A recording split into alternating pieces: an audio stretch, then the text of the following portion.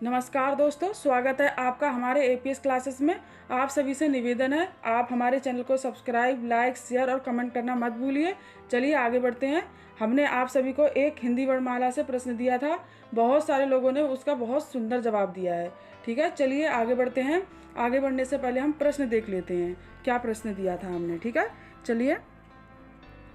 प्रश्न था हमारा, भाषा की सबसे छोटी इकाई क्या है। ठीक है साहब, भाषा की सबसे छोटी इकाई क्या है। मैंने पढ़ाया भी था आपको सबसे पहली क्लास में।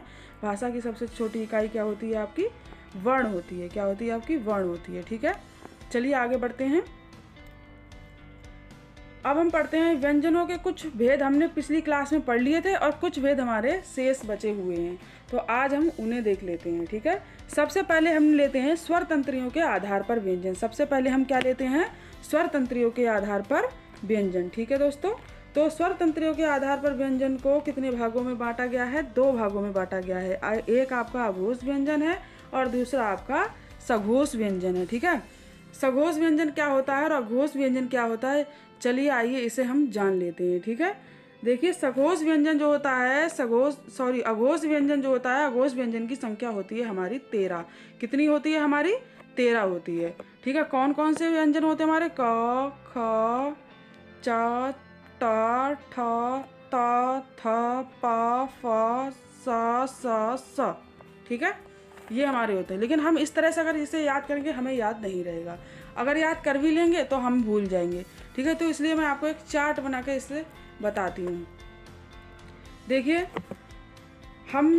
अगर हमें अघोष व्यंजन हमारे परीक्षाओं में पूछा जाएगा तो हम इस तरह से एक कच ट तप का चार्ट बना लेंगे। कच ट तप, ये सूत्र आप याद कर लीजिए। ये आपके आगे आने वाले ग्रामर की कई एक भागों में, कई एक आपके लेसन में आपको बहुत महत्वपूर्ण होने वाले हैं। ठीक है, तो आप कच ट तप याद कर लीजिए।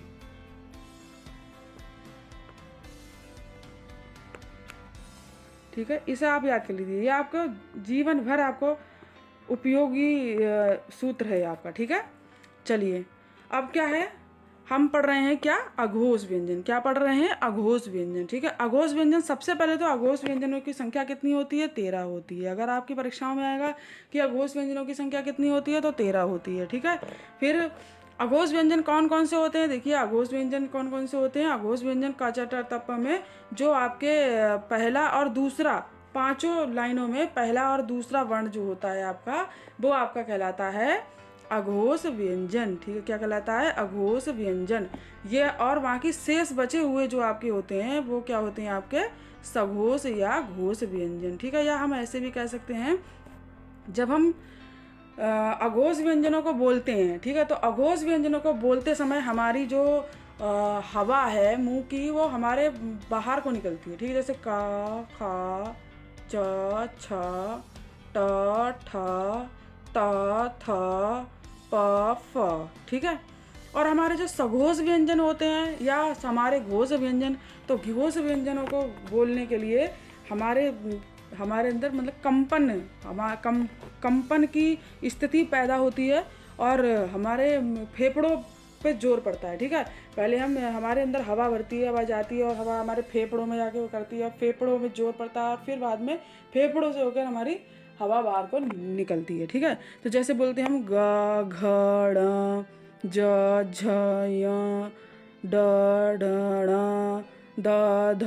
न, ब, फ, भ, म। देखिए आप अक्षरों को बोलिए, अक्षरों को बोल के ही आपको समझ में आ जाएगा। ठीक है, और एक तरह से हम ये भी देख सकते हैं कि पहले घोष युद्ध, पहले के जो राजा महाराजा हुआ करते थे वो अपना घोष युद्ध हुआ करते थे, तो घोष युद्ध की जब घोषणा किया करते थे वो लोग, तो एक भोपा टाइप का बजता था। ठीक है, तो वो भोपा टाइप का बजता था, तो वो उससे क्या होता है, उससे हवा भरती थी फेफड़ों में और बहुत जोर पड़ता था। फिर उस तरह से मतलब जो ध्वनियाँ निकलती थी, वही वाली मतलब स्थिति है जो वो इनमें पैदा होती है, इन व्यंजनों में पैदा होती है बोलते समय। ठीक है, इतना आप ध्यान रखना। ठीक है दोस्तों, तो हम आगे बढ़ते हैं।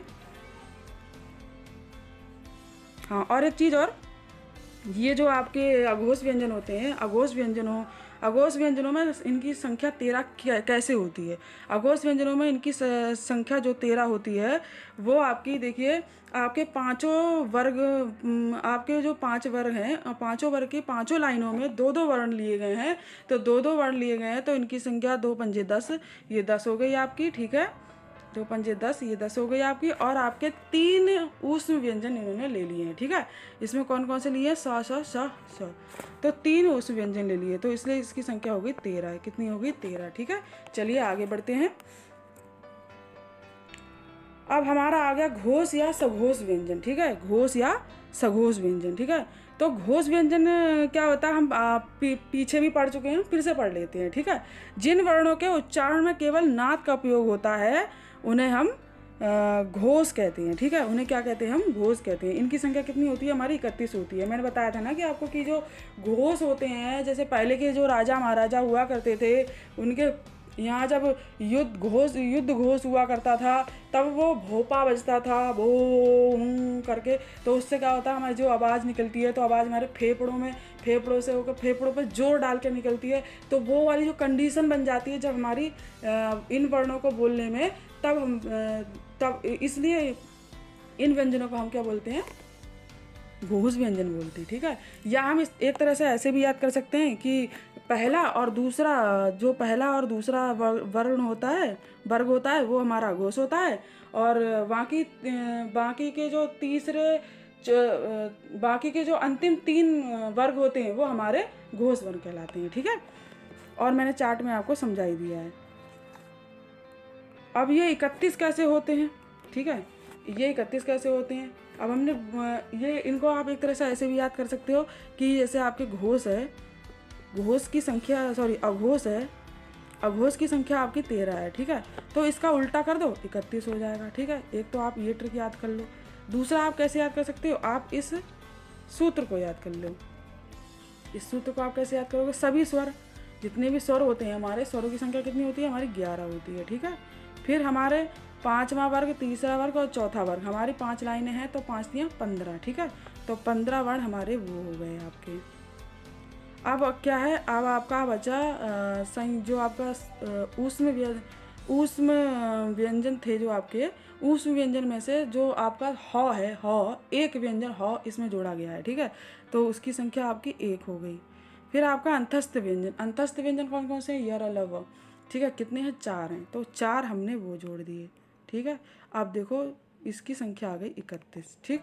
आप जोड़ के देख लीजिए। एक ट्रिक ये भी है और एक ट्रिक आपकी मैंने पहले बता दी वो भी है, ठीक है। जो आपको समझ में आए समझ लीजिए। अब दूसरा देखिए, एक मैंने आपको ऊपर उदाहरण समझाया है, एक उदाहरण ये भी मैंने ऐसे लिख रखा है। आप समझना चाहो तो मैं फिर से समझा सकती हूँ।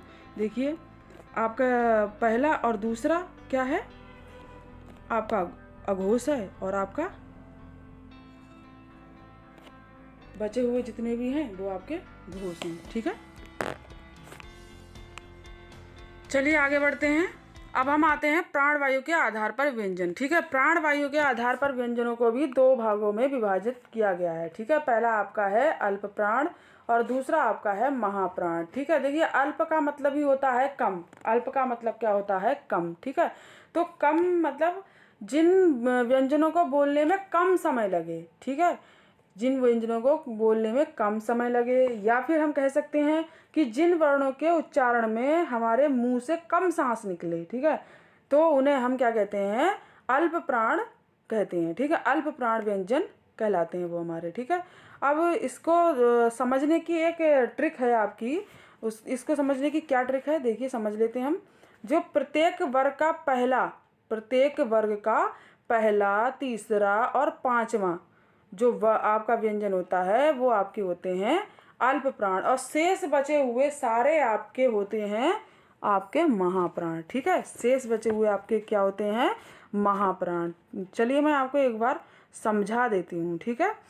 देखिए, ये है आपका एक चार्ट बना हुआ, ठीक है। अब मैं आपको इसमें समझाती हूँ कि आपका हमने अल्प प्राण में क्या पढ़ा कि अल्प प्राण का हमारा पहला, ठीक है, हमारा पहला वर्ग हमारा सॉरी हमारा पहला वर्ग, तीसरा वर्ग और हमारा पांचवा वर्ग। ठीक है, पहला वर्ग, तीसरा वर्ग और हमारा पांचवा वर्ग। पहला वर्ग, तीसरा वर्ग और हमारा पांचवा वर्ग। पहला वर्ग, तीसरा, पांचवा, पहला, तीसरा, पांचवा। ठीक है, समझ रहे हो आप? तो पहले वर्ग में हमारा क्या आया? हमारा सबसे पहले वर्ग में आया हमारा क। ठीक है, दूसरे वर्ग में हमारा क्या आया? तीसरे में हमारा आया ग और पांचवें में हमारा आया ण। ठीक है, ऐसी च, ऐसी ज, ऐसी य, ऐसे ही हमारा ट, ऐसे हमारा ढ, ऐसे हमारा अण, ऐसे हमारा त, ढ और न, प, व और म। अब बाकी शेष बचे हुए जो हमारे हैं, शेष हमारा कौन कौन सा बचा? शेष हमारे बचे, एक तो हमारा बचा दूसरा वर्ग, एक हमारा क्या बचा? दूसरा वर्ग, और दूसरा हमारा बचा चौथा वर्ग।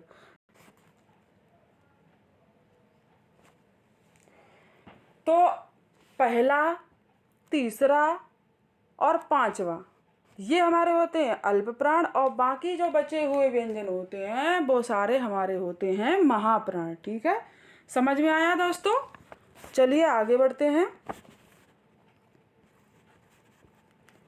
अब क्या है, एक कंडीशन इसमें और रहती है कि जो आपके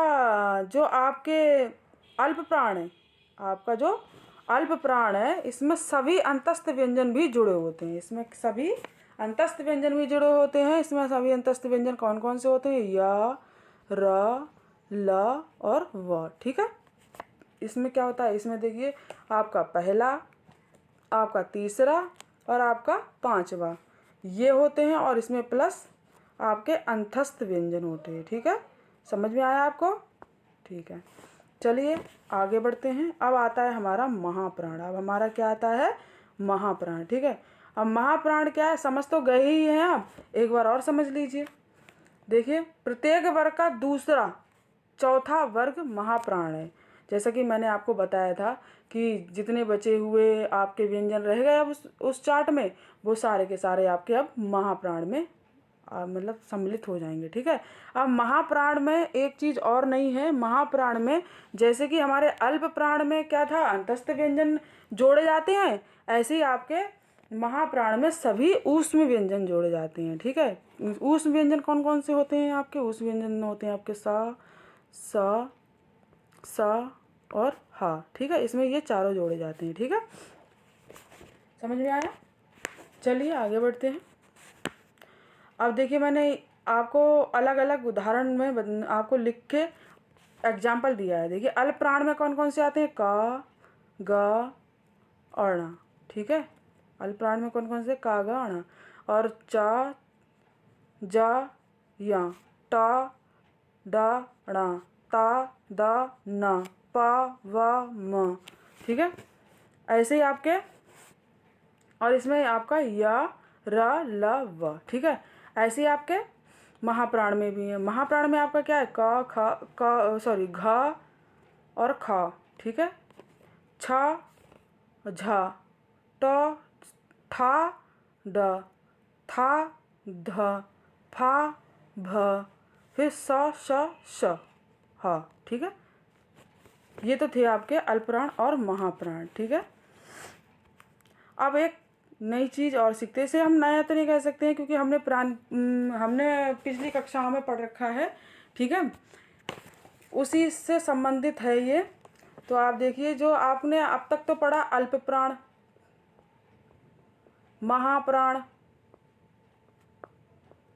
अब एक होता है आपका अनुनासिक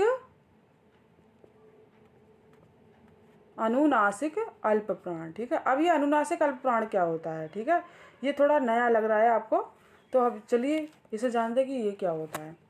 देखिए, अनुनासिक अल्प प्राण जो होता है वो आपका सबसे लास्ट का जो पांचवा वर्ग होता है आपके कचट तप में, जो आपका पांचवा वर्ग होता है, जैसे अणा, या, णा, न, म, ये पूरा का पूरा आपका अनुनासिक अल्प प्राण में आता है। ठीक है, काय में आता है? अनुनासिक अल्प प्राण में आता है, क्योंकि ये नाक से बोले जाते हैं। ठीक है,